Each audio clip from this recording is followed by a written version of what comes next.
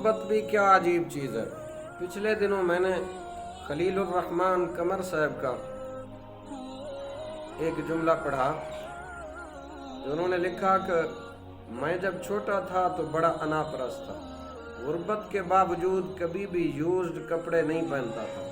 ایک بار میرے ابا کو کپڑے کا سوٹ کہیں سے گفٹ ملا تو میں نے ان سے کہا مجھے کوٹ سلوانا، تو ابا جی نے اجازت دے دی اور ہاف سوٹ سے میں نے گول گلے والا کوٹ سلوا لیا جس کا ان دنوں بہت رواج تھا۔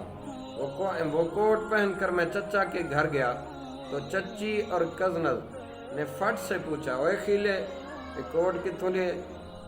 میں نے کہا سوایا ہے چاچی، لیکن وہ نہ مانے۔ میں نے قسمیں بھی کھائیں لیکن ان کو میری بات پر اعتبار ہرگز نہ آیا۔ خالہ پھوپھو کے گھر گیا تو وہاں بھی کچھ ایسا ہی ہوا۔ میں گھر گیا اور کوٹ اتار کر میں نے پھینک دیا اور رونے لگ گیا۔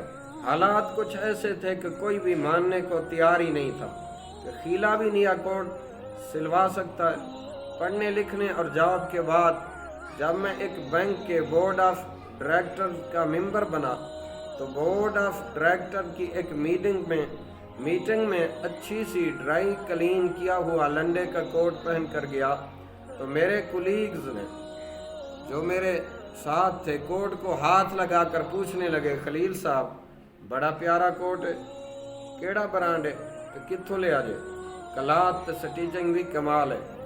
میں نے بنا کوئی شرم محسوس کیے فوراً کہا بھائی جان لنڈے چوں لے آئے، لیکن وہ نہ مانے۔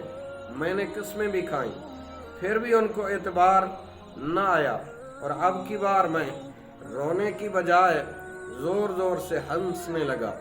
کہتے ہیں سچ ہے یہ معاشرہ بڑا منافق ہے، غریب کے سچ پر بھی اعتبار نہیں کرتا اور امیر کے جھوٹ پر بھی صداقت کی مہر لگا دیتا ہے۔